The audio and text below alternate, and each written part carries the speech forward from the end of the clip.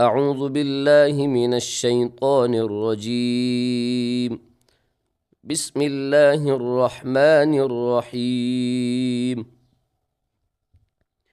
والضحى والليل إذا سجى ما ودعك ربك وما قلى وللآخرة خير لك من الأولى ولسوف يعطيك ربك فترضى ألم يجدك يتيما فآوى ووجدك ضالا